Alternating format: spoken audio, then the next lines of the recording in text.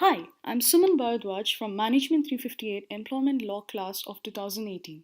My final practicum presentation is based on OSHA and CALOSHA. In this presentation, let us talk about what is OSHA, what is CALOSHA, what are their histories, how are they same and different, and how do they coordinate to pursue safety in the workplace. In addition to this, let us also talk about what are injury and illness prevention programs and how are they best handled by employers in California. Now let's talk about the history of OSHA. OSHA stands for Occupational Safety and Health Administration. In the year 1970, it was estimated that approximately 14,000 workers, that included both men and women, lost their lives at their jobs, and about 2.5 million workers suffered from disabling injuries. In response to these dangerous working conditions across the United States, with the Occupational Safety and Health Act of 1970, the Congress created the Occupational Safety and Health Administration Law, and this law was signed by President Richard M. Nixon.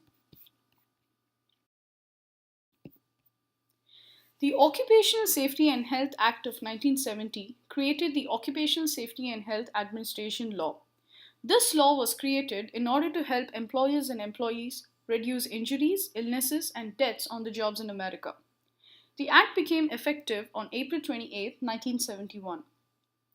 OSHA is a national public health agency that is dedicated to the basic proposition that no worker should have to choose between their life and their job. The OSHA law makes it clear that the right to a safe workplace is a basic human right. What does OSHA do?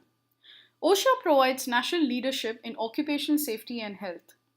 The agency seeks to find and share the most effective ways to help prevent workers' fatalities and also prevent workplace injuries and illnesses. Now let's talk about OSHA's impact.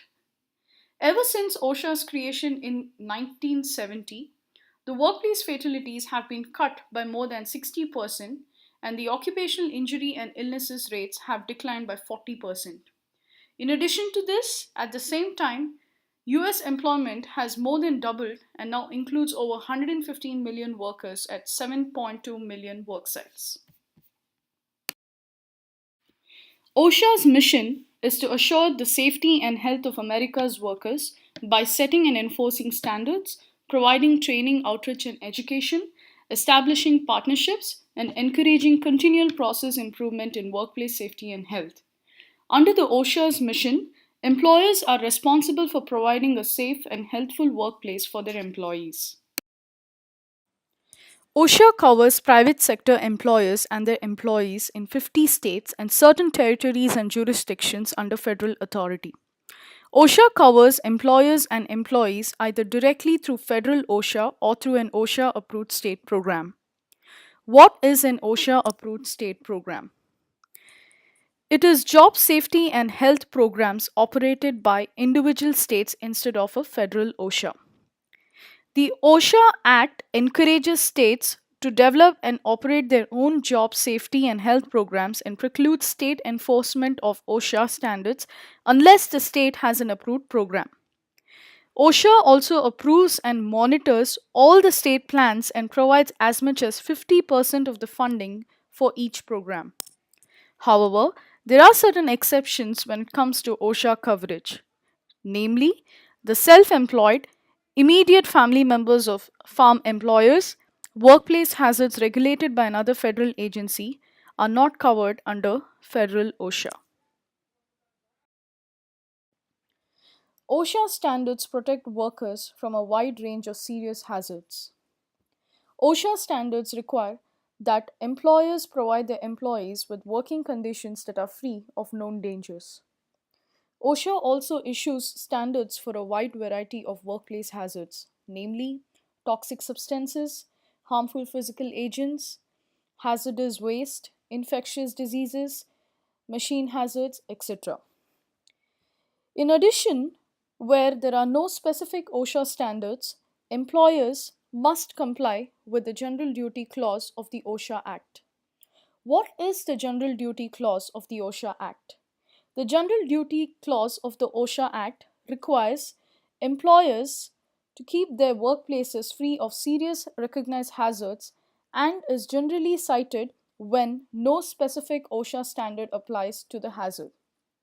In the same way, employees shall comply with occupational safety and health standards and all rules, regulations, and orders issued pursuant to this Act which are applicable to his own actions and conduct.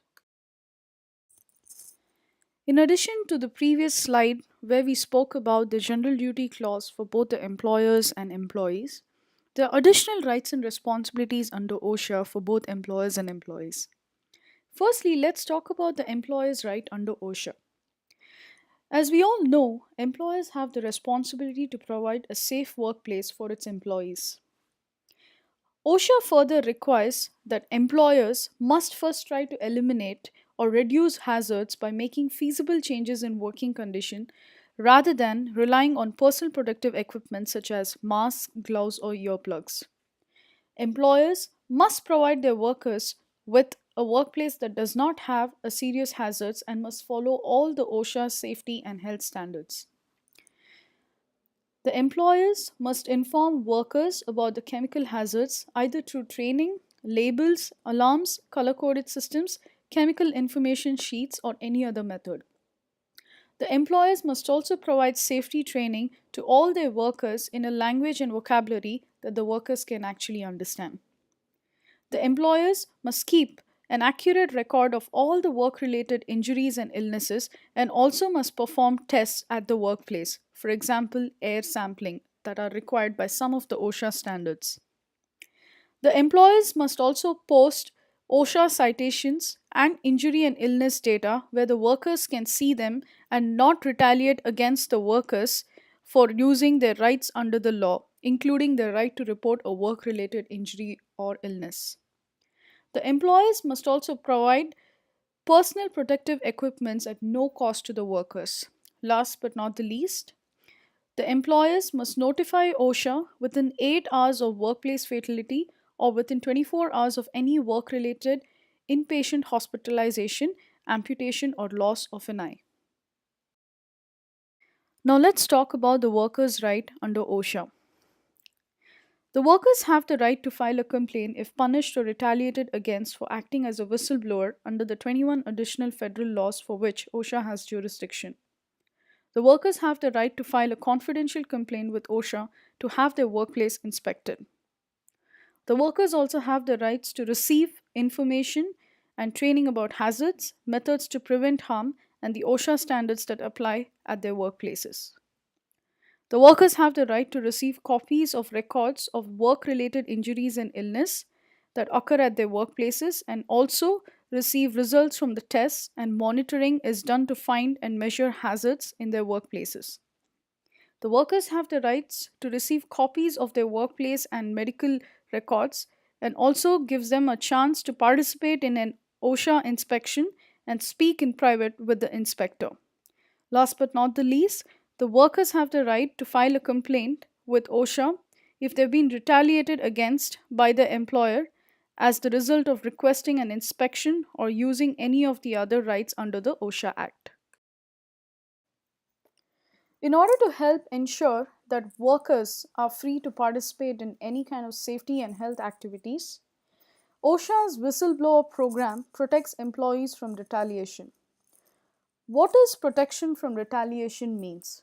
It means that an employer cannot retaliate by taking adverse action against its workers, such as firing or laying off, demoting, denying overtime or promotion, denying of benefits, failing to hire or rehire, intimidation, and making threats. If a worker believes an employer has retaliated against them for exercising their safety and health rights, the employer should contact their local OSHA office right away. A retaliation complaint with OSHA must be filed within 30 calendar days from the date the retaliatory decision has been both made and communicated to the worker. There is no any formal form that needs to be filled. As discussed earlier about OSHA, what is the history behind OSHA, what does OSHA do, what led to the establishment of OSHA, let us now talk a little bit about CALOSHA, the history behind CALOSHA. During the 1960s, it was estimated that about 1.4 million work related deaths were accounted in the United States, due to which, a decade later, in 1970, the OSHA Act was signed by President Nixon. 3 years later, California expanded regulation and created CalOSHA. One of the most amazing things is that California is one of the first states that made their own OSHA program. Now let's talk about CalOSHA. What is CalOSHA? CalOSHA is the OSHA approved state plan for the state of California. The Division of Occupational Safety and Health of California, but more commonly known as CalOSHA, is an agency of the Government of California established by the California Occupational Safety and Health Act of 1973. What does CalOSHA do? CalOSHA protects and improves the health and safety of working men and women in California, and it also protects the safety of passengers riding on elevators, amusement rides, and tramways through following activities such as setting and enforcing standards, providing outreach, education, and assistance, issuing permits, licenses, certifications, registrations, and approvals. CalOSHA is also administered by the California Department of Industrial Relations. The mission of CalOSHA states that CalOSHA Appeals Board is to fairly, timely, and effectively resolve appeals and to provide clear, consistent guidance to the public and thereby promoting workplace safety and health. Under the CalOSHA, it is also important that every employer shall establish, implement, and maintain an effective injury and illness program. Almost all workers in California are protected by CalOSHA standards or regulation. However, there are certain CalOSHA coverage exceptions.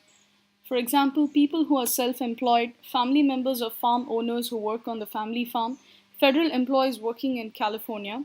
All these workers are not covered under CalOSHA coverage. However, they are covered by the federal OSHA.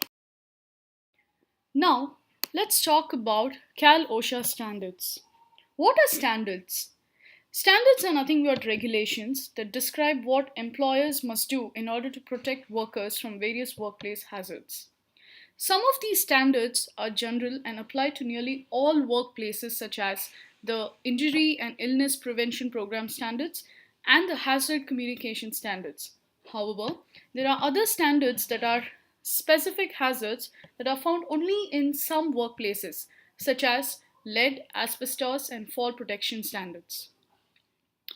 California has adopted basic safety and health standards as the federal OSHA. However, there are few additional unique standards, namely Injury and Illness Prevention Program, Agriculture, Child Labor, Toxic Chemical Handling and Exposure, Heat and Noise Exposure, Repetitive Motion Injuries, Petroleum Refining, Drilling, Production, Transport, and Handling. CalOSHA has two types of branches, namely the enforcement branch and the consultation branch for an effective operation of the department. Firstly, let's talk about the CalOSHA enforcement branch. The CalOSHA enforcement branch is responsible for investigating complaints of the workplace hazards, reporting serious violations and accidents. CalOSHA conducts targeted inspections of employers in high hazard industries with high rates of preventable injuries and illnesses and workers' compensation losses. CalOSHA also issues citations, special orders, and orders to take special action after investigation of hazards in a workplace. CalOSHA also issues orders prohibiting use where there is an imminent hazard. Last but not the least, CalOSHA issues project permits, certifications, licenses, approvals, and classifications. Consultation branch of CalOSHA provides consultative assistance to employers and employees through a variety of services such as on-site visits, off-site consultation, educational materials, educational outreach, and partnership programs. Now let us talk about some of the similarities between OSHA and CalOSHA. Firstly, with respect to the mission statement of both these agencies, both the agencies states that it assures a safe and healthful conditions for both working men and women. With respect to the inspections, both CalOSHA and OSHA, they conduct on-site inspections. Thirdly, Whistleblower Protection Act. Both OSHA and CalOSHA have the Whistleblower Protection Act, which protects employees from retaliation from their employers.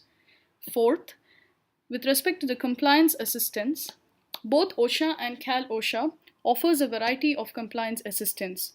For example, OSHA offers a variety of compliance assistance products and services to help employees comply with OSHA requirements and prevent or reduce workplace fatalities, illnesses, and injuries. On the other hand, CalOSHA provides a free safety and health assistance to all their employers with the goal of preventing occupational injuries and illnesses. As we discussed the similarities of OSHA and CalOSHA in our previous slides, let us now discuss about how these two agencies are different. Firstly, let us talk about CalOSHA. CalOSHA standards are much more protective than federal OSHA. With respect to the permissible exposure limits, federal OSHA is still using their original 1970 permissible exposure limit. However, CalOSHA reviews the PELs continuously to determine if they should be updated. CalOSHA has revised its PELs more than 20 times. Next, with respect to the tunnel safety, CalOSHA standards are a lot higher than the federal OSHA. With respect to the injury and illness prevention program, the California program that was implemented in the early 1990 served as a model that federal OSHA is now evaluating for possible adoption at the national level. With respect to ergonomics, California adopted a repetitive motion injury standard in the late 1990s. However, federal OSHA has no comparable standard. With respect to the heat illness prevention program, in the year 2006, CalOSHA promoted an emergency standard to protect outdoor workers from the hazards of working in high heat environments. On the other hand, the federal OSHA has no comparable program. With respect to the aerosol transmissible diseases, in the year 2009, California adopted the nation's first standard to safeguard workers from the spread of airborne diseases. The federal OSHA has no comparable standards. Now let us talk a little bit about the Injury and Illness Prevention Program, or commonly known as the IIPP. The Injury and Illness Prevention Program is a basic written workplace safety program.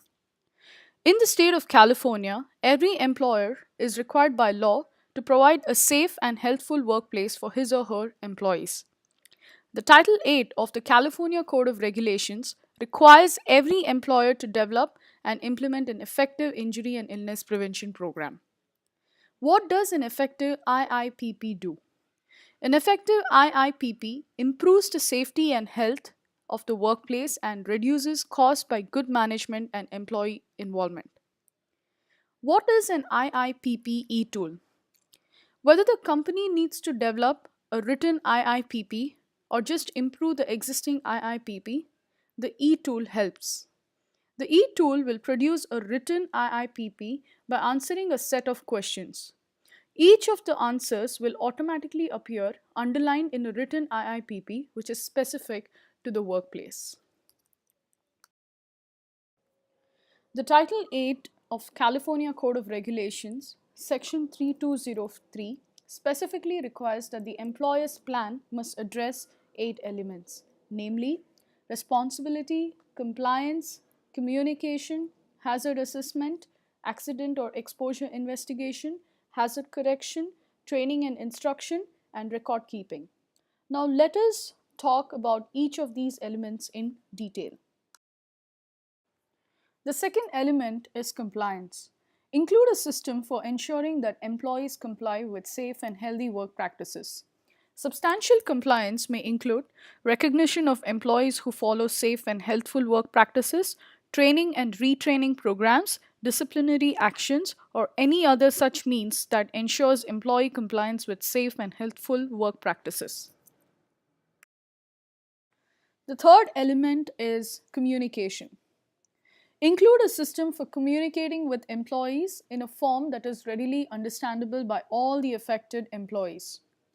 Substantial compliance includes meetings, training programs, postings, written communication, a system of anonymous notification by employees about hazards, labor or management safety and health committees, or any other means that ensures communication with employees. Now, let us discuss the fourth element, which is the hazard assessment. Periodic inspections and procedures for correction and control provide a method of identifying existing or potential hazards in the workplace and eliminating or controlling them. Hazard control is the heart of an effective injury and illness prevention program. When first developing the injury and illness prevention program, the required hazard assessment survey for any establishment must be made by a qualified person. What does an effective hazard control system do? The hazard control system is also the basis for developing a safe work procedures and illness injury prevention training. An effective hazard control system will identify the following list: hazards that exist or develop at the workplace, how to correct those hazards, and steps that needs to be taken in order to prevent their reoccurrence. Hazards should be corrected as soon as they are identified. The program needs to be reviewed and prioritized based on the severity of the hazard. The fifth important element is the accident or the exposure investigation. As we all know, accident investigation is the process of determining the root causes of any accidents, on the job injuries, and also close calls in order to prevent them reoccurring again. Accident investigations should be conducted by trained individuals with the primary focus of understanding why the accident occurred and what actions can be taken in order to avoid the reoccurrence. In large organizations, the responsibility may be assigned to the safety director. However, in smaller organization, this responsibility may lie directly with the supervisor responsible for the affected area or an employee. Questions need to be asked in an accident investigation. For example, what happened? Why did the incident happen? What should be done? And what action needs to be taken? Corrective action should be identified in terms of not only how it's going to prevent a reoccurrence of the accident, but also how will it improve the overall operation. Thorough investigation of all accidents will help in identifying causes and needed corrections, and also can help determine why accidents occurred, where did they happen, and any accident trends. These kind of information is critical in preventing and controlling hazards and potential accidents. Now let us talk about the sixth element, which is the hazard correction. All the hazards should be corrected as soon as possible based on the severity of the hazard. If a serious imminent hazard cannot be immediately corrected, remove the personnel from the area and restrict access until the hazard can be addressed. Include methods or procedures for correcting unsafe or unhealthy conditions, work practices, and work procedures in a timely manner based on the severity of the hazard. Employees necessary to correct these hazardous conditions shall be provided with necessary safeguards. Training is considered as one of the most important elements of any injury and illness prevention program. Under the CALOSHA standards, every employer is required to establish and carry out a formal training program. Who can train these programs? A professional trainer, an external consultant, or any supervisor may provide the injury and illness prevention training to all the employees.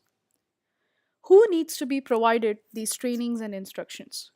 To all the employees when the program is first established, to all the new employees, to all employees given new job assignments for which training has not previously been received, whenever new substances, processes, procedures, or equipments are introduced to the workplace and represent a new hazard, whenever the employer is made aware of a new or previously unrecognized hazard, for supervisors to familiarize themselves with the safety and health hazards to which employees under their immediate direction and control may be exposed.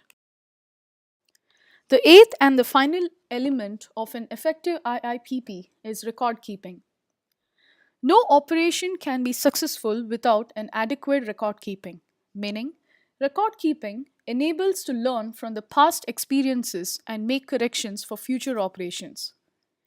Records of accidents, work related injuries, illnesses, and property losses serve as a valuable purpose.